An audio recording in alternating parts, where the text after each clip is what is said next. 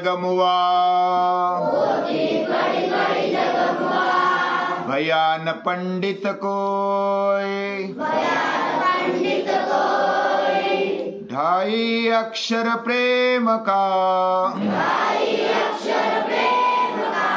पढ़े सु पंडित होय कबीरा, पढ़े सु पंडित होय।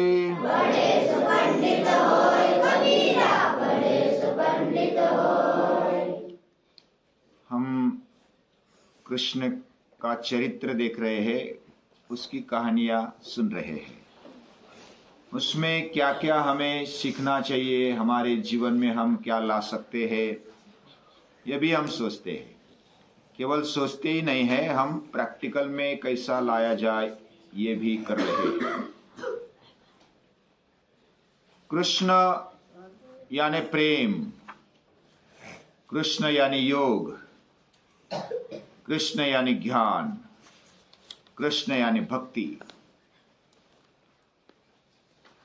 जो भी गुण हम ध्यान में लाएंगे, जो भी सद्गुण हम सोचेंगे, वह सभी गुण भगवान कृष्ण में दिखाई देते हैं। प्रेम का तो वो सागर है, प्रेम भक्ति से भरा हुआ ही उसका जीवन है। भागवत ग्रंथ में तो वही ज्यादातर लिखा है। कृष्ण की भक्ति खड़ी हो जाए, ऐसे महर्षि वेदव्यास जी चाहते और उन्होंने भागवत लिखा। आज भी हम कृष्ण को याद करते हैं। कृष्ण का जीवन भाव प्रेम से भरा हुआ है। यानी ज्यादा क्या देखने को मिलेगा कृष्ण के जीवन में? ज्ञान भी है, शक्ति भी है, लेकिन उससे भी बढ़कर प्रेम है, भाव है, भक्ति है। भाव भक्ति से, प्रेम से भरा हुआ, ओतप्रोत भरा हुआ ऐसा जीवन उसका दिखाई देता। बचपन से ही उन्होंने गोकुल में रहते हुए सभी गोकुलवासियों को अपने प्रेम में पागल बना दिया। यानी कोई भी नहीं छूटा, छोटे से लेकर बड़े तक वो प्रेम में पागल हो गए।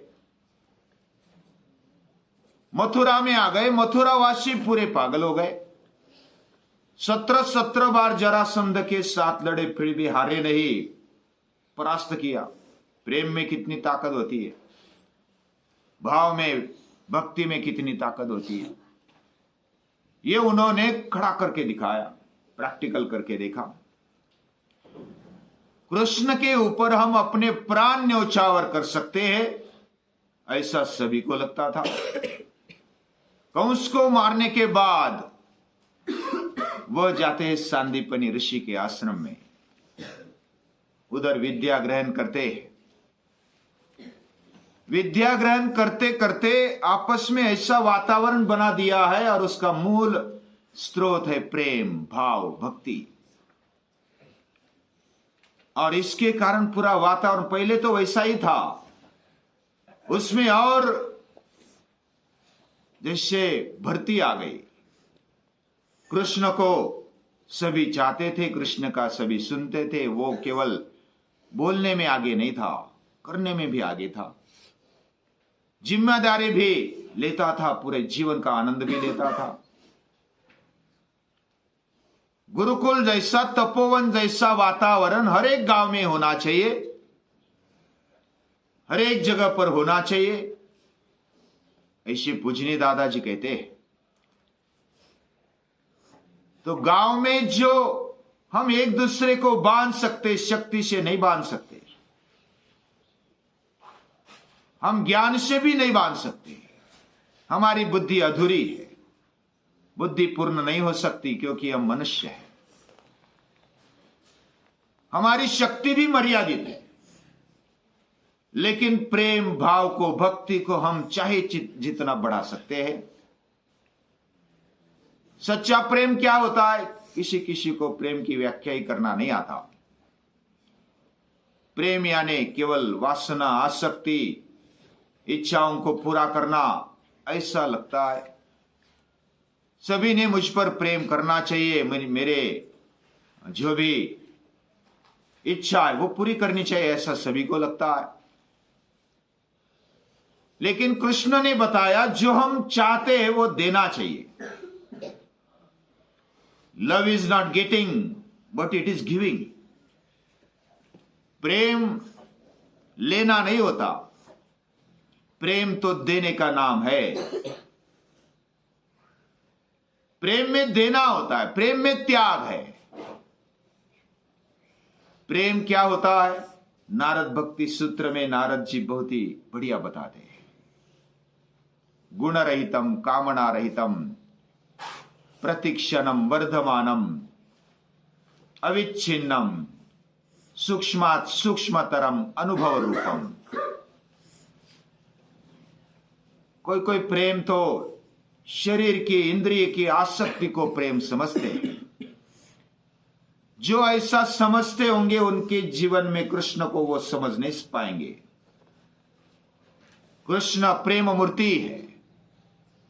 कृष्ण कितना प्रेम करता है, जैसा सूर्य प्रेम करता है, जैसा आकाश प्रेम करता है, जैसा वायु प्रेम करता है, वैसा कृष्ण भी प्रेम करते हैं। ये वृक्ष हम पर प्रेम करते हैं। वृक्ष ने कभी मांगा नहीं, मैं अभी प्यासा हूं मुझे पानी दे दो, वो भी नहीं मांगा। मांगता है? तूने कभी पानी नहीं पिलाया, मैं तुझे फल नहीं दूंगा, फूल नहीं दूंगा, तुझे धक्का नहीं लगाने दूंगा, ऐसा वृक्ष बोलता। ये पूरी सृष्टि ऐसी है, पूरी पृथ्वी पूरी सृष्टि ऐसी है। वो देना जानती है, वो त्याग करना जानती है। वही सच्चा प्रेम है। उसमें कोई गुण नहीं देखा जाता, कोई कामना नहीं, कोई इच्छा नहीं है। दुनिया का नियम है, जो देते हैं वो मिलता है। हम एक दाना बोते हैं पृथ्वी के गर्भ में तो कितने दाने निकलते? 4 महीने में 400 दाने निकलते, सैकड़ों दाने निकलते। यानी जो देता, जो पृथ्वी को देता है उससे कई गुना वापस मिलता है। यह सृष्टि का भी नियम है, पूरे सृष्टि का नियम है। कृष्ण ने प्यार बांटा और उसको प्यार मिला है, पूरे हृदय सम्राट बन गए। सांदीपनि ऋषि के आश्रम में सभी को भी पागल बना दिया। पागल बना दिया ऐसे मूर्ख बने, ऐसा नहीं है। वो ध्येय के पीछे, अभ्यास के पीछे पागल बन गए, अपने कार्य के पीछे पागल बन गए। उनको दिशा मिल गई, जीवन कैसा जीना चाहिए यह समझ में आने लगा। और कर्तव्य कठोर बनते हुए भी कर्तव्य में कभी चूक नहीं की, फिर भी प्रेम से रहे, शिस्त में रहे, लेकिन प्रेम से रहे। दोनों हो सकता है क्या? किसी किसी को लगता है ऐसा नहीं हो सकता। एक तरफ शिस्त भी, दूसरी तरफ प्यार भी है। ये कैसे हो सकता है? कृष्ण का जीवन देखो। कृष्ण ने सभी को अपना बना लिया। अभी पढ़ाई तो हो गई, जाने का समय आ गया तो सांदीपनि ऋषि बोले कि तुझे मैं इतर नहीं बांध सकता, तुझे अभी जाना है। कृष्ण को वैसे जाने की इच्छा नहीं थी, लेकिन अभी मैं इधर रहा, आपसे जो भी प्यार मिला, शिक्षण मिला, मुझे जो भी कला मिली, विद्या मिली, उसको मैं भूल नहीं पाता हूं। उसके बदले में कुछ गुरु दक्षिणा देना, ये कृष्ण के मन में आ गया। और कृष्ण के जो गुरु, जो ऋषि थे, सांदीपनि ऋषि और उनकी पत्नी यानी गुरु माता, उनका एक बेटा था। प्रभास तीर्थ में जब वो गए थे ना, कृष्ण आने के पहले, तो स्नान करते करते उस बेटे को अपहरण कर लिया। बेटे का अपहरण कर लिया किसी राक्षस ने। उस राक्षस का नाम था पंचजन्य। पंचजन्य राक्षस ने उसको भगा लिया, किडनैप कर लिया। किडनैप कर लिया और वो बहुत दूर रहता था, पूरे समंदर के उस पार, ऐसा बोलते। और फिर तब से गुरु माता दुखी थी, लेकिन वो प्रकट नहीं किया। पर हम कुछ पूछना चाहता है। वो बच्चे का नाम क्या है? हाँ भाई, मैं अभी याद नहीं, मुझे भी आया, लेकिन मैं बताऊंगा बाद में। लेकिन वो सांदीपनी ऋषि के और उनका जो बेटा था उसका अपहरण कर लिया। लेकिन ये दुख बताया नहीं। कृष्ण के पास बहुत ताकत थी, दिमाग भी था और प्रेम भी है। उसको बताएंगे तो वो ला सकता है। क्या गुरु दक्षिणा मांगेंगे, ऐसा सोचा भी माता ने, लेकिन वो बोली नहीं। सांदीपनी ऋषि ने बताया कि भगवान के पास क्या मांगना, वो तो हमें इतना दिया, इतना प्यार दिया। कृष्ण स्वयं आ गए हमारे पास, बस बेटा बनकर आ गए, विद्यार्थी बनकर आ गए, इससे बढ़िया और क्या चाहिए। इतना सहवास मिला, हम धन्य हो गए, जीवन धन्य हो गया, और क्या मांगना। तो कुछ बोले नहीं। लेकिन कृष्ण ने बाकी जो भी गुरु के पास जो रहते थे उनके मुख से सुना कि इनका बेटा अपहृत हो गया है, और कृष्ण ने स्वयं बताया कि मैं ये काम उठाऊंगा और गुरु दक्षिणा के रूप में मैं इसको वापस ले आऊंगा। कृष्ण तैयार हो जाते और नमस्कार करके निकलते हैं और पंचजन्य राक्षस को मारकर उस यानी बेटे को छुड़ाते हैं। अपने गुरु की इच्छा, माता की इच्छा जो भी है मन से पहचान लेते। उन्होंने बताया नहीं। और अच्छा विद्यार्थी, सच्चा विद्यार्थी यही होता है, वो मन की बात पहचानता है, गुरु के मन की बात, गुरु माता के मन की बात पहचानता है, और उनको मदद रूप कैसे हो जाए, उनको सहाय रूप कैसे मेरा जीवन हो जाए, ये वो सोचता है। कृष्ण ने अपने साथियों के जीवन में, पूरे आश्रम में ये वातावरण निर्माण कर दिया कि हमें हमारा जीवन कुछ विशेष तरीके से जीना है, संस्कृति के लिए, देश के लिए, भगवान के कार्य के लिए मर मिटना है, और ऐसा कार्य हमें करना चाहिए। और उन्होंने पंचजन्य राक्षस को मारकर उसकी हड्डियों का एक शंख बनाया। शंख बनाया, उस शंख का नाम क्या है? पांचजन्य। और पांचजन्य की एक ध्वनि निकाली। जब आश्रम में आ गए, बड़ी ध्वनि निकाली, हे असुरो, हे दुष्टो, सावधान। आप जब संस्कृति पर, भगवान के कार्य पर तिरछी नजर करते हैं तो मैंने शंख बजाया है, कोई इसके सामने टिक नहीं सकता। शंख यानी आह्वान देते हैं। कोई अगर युद्ध पुकारना है तो शंख बजाते हैं, कोई किसी को आह्वान देता है शत्रु को तो शंख बजाते हैं। तो कृष्ण ने पूरे दुनिया में जो भी दुष्ट लोग थे, असुरी लोग थे, उनको आह्वान दिया और पंचजन्य का हुंकार किया है। और इस प्रकार वो जो गुरु और गुरु माता जो भी थी वो प्रसन्न हो गए। उनका बेटा मिल गया, उनको बहुत खुशी हो गई। इतनी प्रसन्नता कैसे हो सकती है? दूसरा जो भी देंगे, इससे बड़ी प्रसन्नता किसी को नहीं हो सकती। तो सांदीपनी ऋषि और वो प्रसन्न हो गए।